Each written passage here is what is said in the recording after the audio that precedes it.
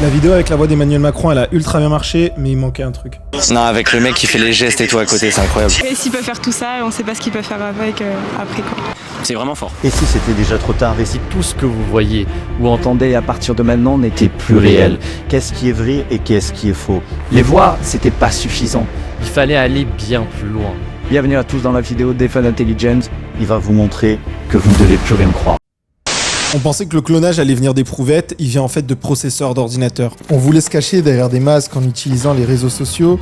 Résultat, on se fait voler nous-mêmes notre visage. Ça fait des années que des youtubeurs, des streamers, des personnalités publiques laissent leur image traîner sur internet. Et du coup, si on a votre visage et si on a votre voix, on peut créer un clone de vous. Et pour cette vidéo, on a 3 personnes à cloner. Emmanuel Macron, Squeezie et Hugo Décrypte. On a besoin de 2 types de données pour chacune de ces personnes.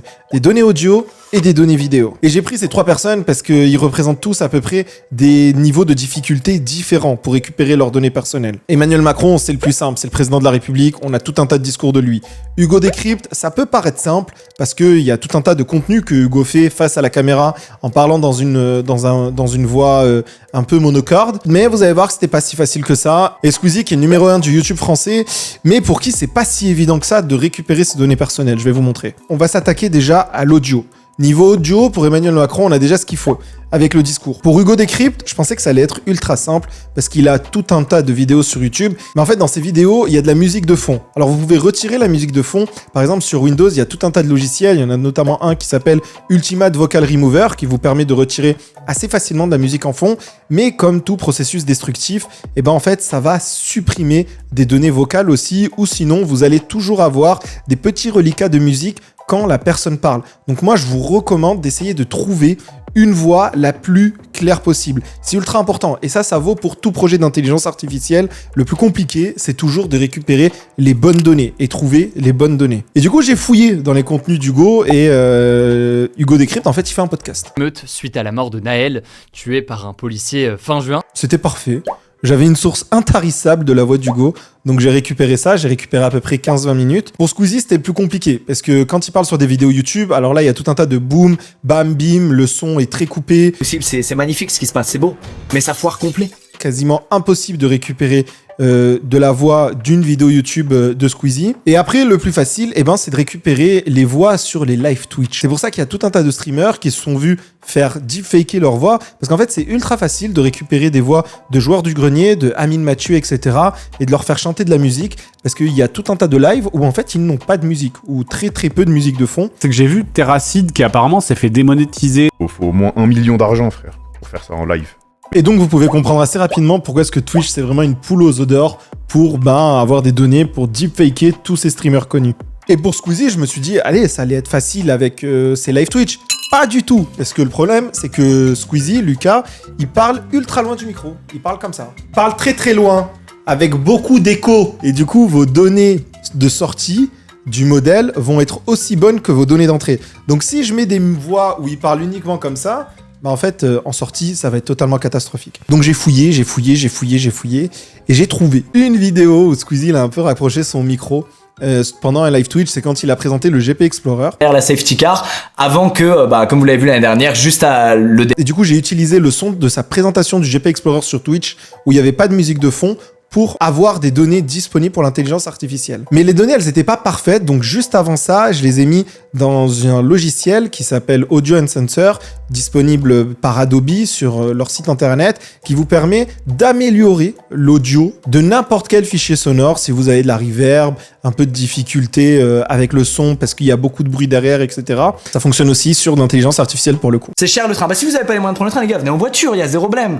Je dis juste que ce serait cool qu'on arrive à remplir les TGV. On a la chance d'avoir un circuit qui est desservi en TGV. Si on peut remplir les TGV de ce jour-là. Donc une fois qu'on avait les 3 données pour chacun de nos protagonistes, il fallait les mettre dans un modèle d'intelligence artificielle. Pour ça, on a tout un tas de méthodes. Et c'est aussi la grande différence avec la vidéo précédente sur la voix d'Emmanuel Macron, c'est qu'en l'espace de même pas un mois, en fait, il y a beaucoup de nouveaux projets qui ont vu le jour, notamment des projets plus rapides, de meilleure qualité. C'est assez fou la vitesse à laquelle les choses vont, mais au moins, ça nous simplifie la vie. Alors en termes de projets, on en a pas mal, je vais vous montrer.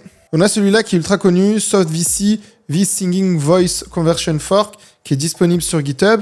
Et en fait, récemment, vous avez peut-être dû entendre tout un tas de personnalités connues qui ont chanté.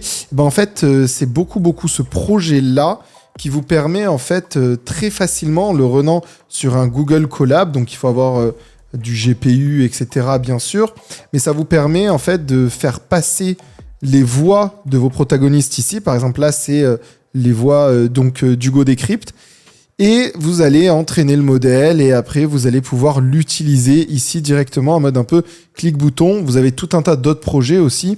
Ce que vous notez, c'est qu'il y en a beaucoup qui nous viennent de Chine, du Japon et même de Corée. C'est assez fou à quel point ils développent beaucoup la voice conversion là-bas. Il y a pas mal d'outils, notamment pour faire des voix de manga, par exemple. Il y en a d'autres aussi qui vous proposent même des interfaces directement sur votre ordinateur comme ça. Bref, je vous mets tous ces liens dans la description. Et maintenant qu'on a les données, go entraîner les modèles pour chacune des personnes. Et le résultat, en 3-4 heures, j'avais des modèles qui étaient très cohérents, qui avaient un bon timbre pour chacune de nos personnes. Par exemple, on peut parfaitement utiliser ces modèles pour faire chanter à Squeezie un petit morceau de Aya Nakamura. Pour ça, c'est assez simple. On va récupérer un morceau de Aya Nakamura a cappella, sans la musique. On le met dans notre modèle d'IA. On récupère un fichier de sortie où Squeezie chante du Aya Nakamura. On le met dans un petit logiciel qui s'appelle Melodine, qui va venir améliorer un peu les accords dans la musique. Et après, on mixe le tout avec un instrumental d'Aya Nakamura. Et voilà le résultat.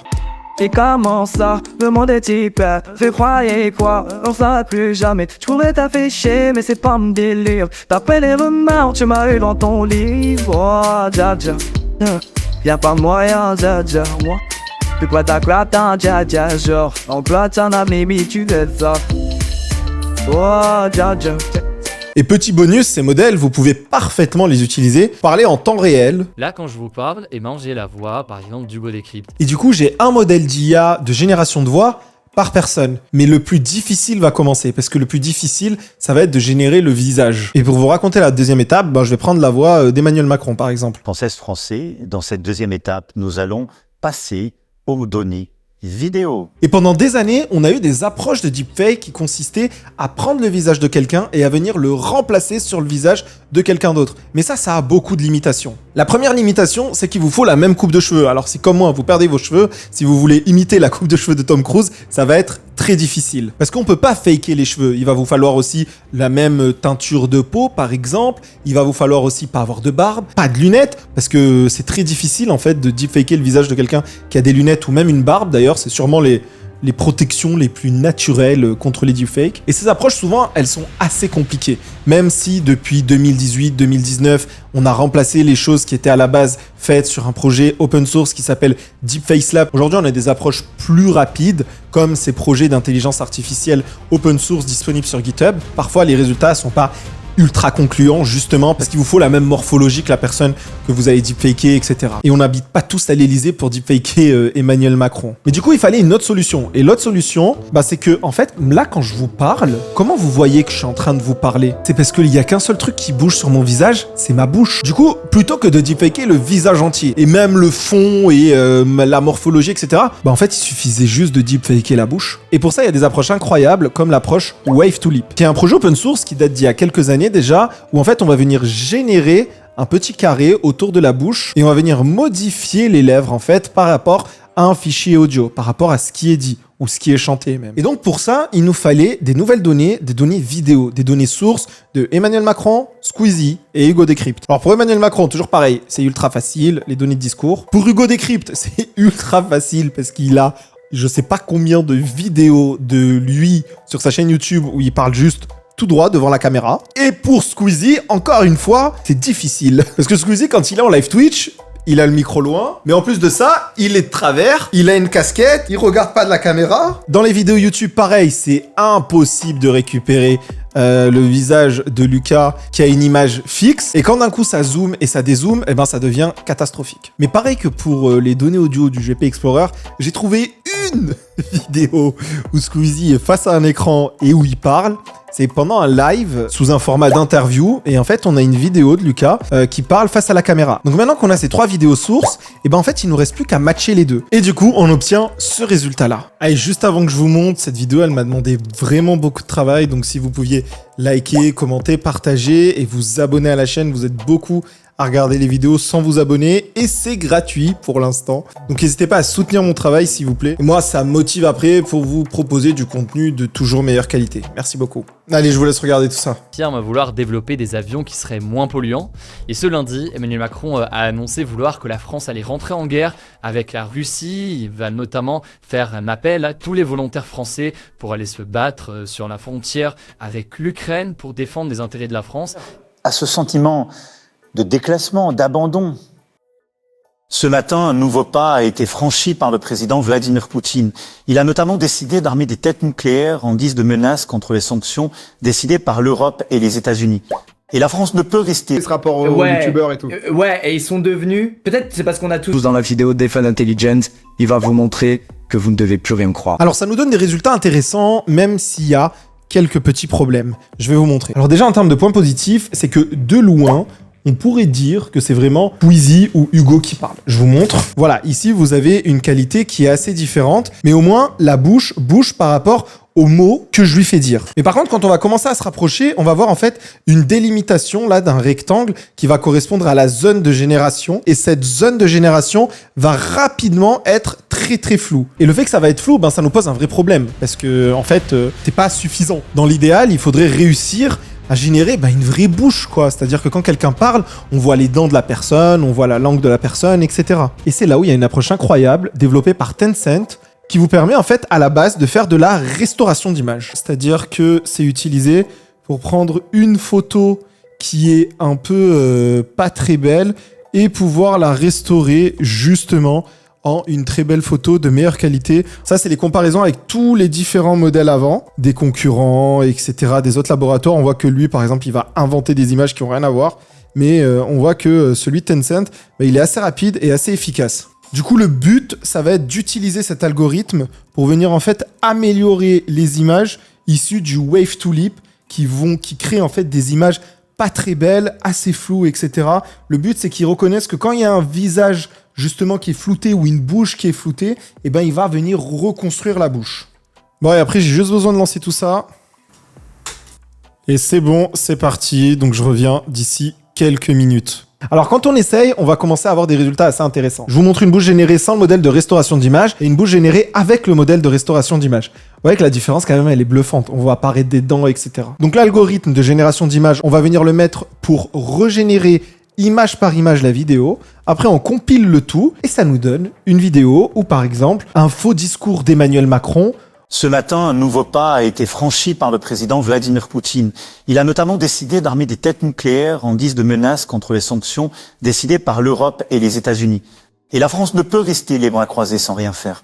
C'est pourquoi j'ai engagé la France militairement. Alors ça peut être divertissant parce que je peux faire chanter Emmanuel Macron, parce que je peux faire chanter Squeezie, parce que je peux m'amuser à générer du contenu qu'ils n'ont jamais dit, en restant dans un ton parodique, etc. Mais vous voyez tout le danger. Imaginez toutes les fausses preuves qu'on pourrait créer pour ruiner la vie de quelqu'un, ou à l'inverse, si quelqu'un a dit quelque chose qui est vraiment problématique, il pourrait dire « Ah, je suis désolé, c'est pas moi, c'est une IA ». Donc là, on rentre dans un problème de justice. Bien sûr, je vous rappelle que cette vidéo n'a pas pour but d'être un tuto pour vous apprendre à générer des fausses choses. Moi, je m'inscris dans mon droit à la parodie, entre guillemets, à l'information, pour vous expliquer ce qu'il est possible de faire, pour justement éveiller votre esprit critique sur ces technologies. Mais si vous vous amusez à faire dire n'importe quoi à ces youtubeurs, à Emmanuel Macron, etc., c'est illégal, comprenez-le. Vous pouvez pas générer n'importe quoi. Parce que le visage de quelqu'un, la voix de quelqu'un, ça reste une donnée personnelle. Et d'ailleurs, ces algorithmes-là sont aussi utilisés beaucoup par l'industrie cinématographique. Par exemple, il y a exactement la même approche que je viens de vous montrer,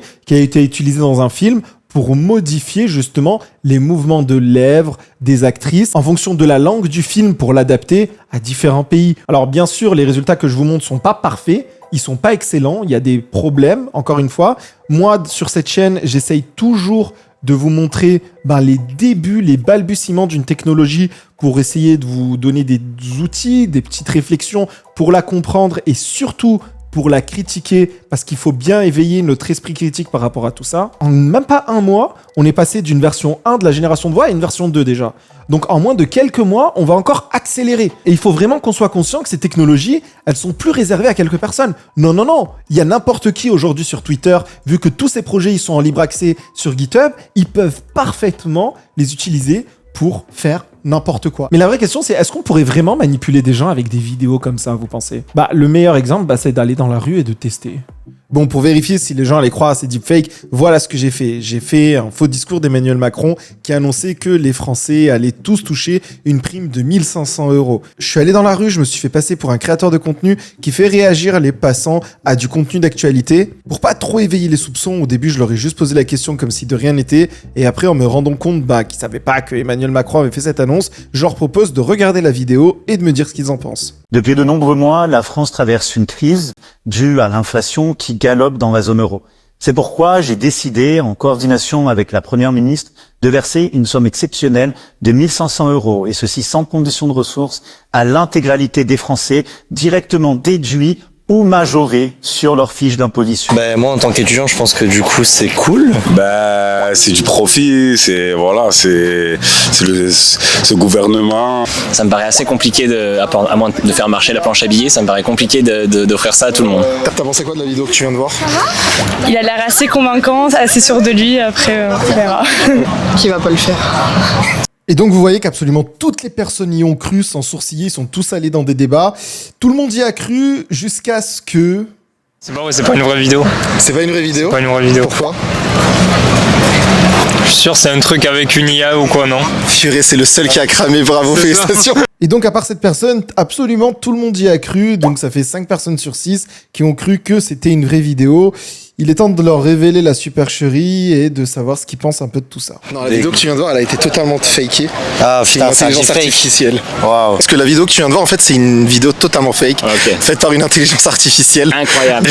Waouh. Et ceci sans condition de ressources. Non, avec le mec qui fait les gestes et tout à côté, c'est incroyable. C'est vrai parce que quand tu regardes la vidéo et que tu écoutes, le son est incroyable, tu as vraiment, enfin c'est sa voix, c'est lui, c'est vraiment fort. Ah, correctement, avec la voix, je sais pas comment te dire, mais c'est très bien fait. C'est énorme, franchement c'est bien fait. Et tu penses quoi de ça, justement, l'intelligence artificielle? Comme ça, t'en as entendu parler un peu? Oui, j'en ai entendu parler. Moi, personnellement, je trouve que c'est dangereux. Pour le futur, c'est dangereux. Je trouve qu'il y aura beaucoup de choses qui seront fausses. C'est bien mais ça fait peur quoi. C'est vrai. Et s'ils peuvent faire tout ça, on sait pas ce qu'ils peuvent faire avec après quoi. Conclusion, le test est plutôt réussi. Par contre, il y a un truc super intéressant de ces interviews micro-trottoirs, c'est qu'on constate que les gens connaissent l'intelligence artificielle, c'est-à-dire ils savent que ça existe, mais ils tombent quand même dedans. C'est-à-dire qu'on a passé la première étape où les gens entendent parler de ces technologies, mais maintenant il faut passer à la deuxième étape où on va aiguiser notre esprit critique et se demander est-ce que c'est vraiment vrai ce que je suis en train de regarder. Bon, mission accomplie, on est parti du début, de la récupération des données à un test dans la vraie vie pour voir si ça marche. J'espère que la vidéo vous a plu, elle m'a demandé beaucoup de travail, donc si vous pouviez liker, commenter, partager, etc., ça serait magnifique pour soutenir mon travail. Merci beaucoup.